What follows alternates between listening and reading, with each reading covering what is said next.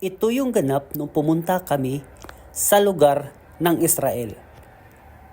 At dito kami napadpad sa Bethlehem.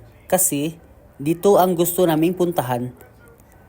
Naisip kasi namin na sa Bible, andito si Papa Jesus, dito siya pinanganak, at dito siya lumaki.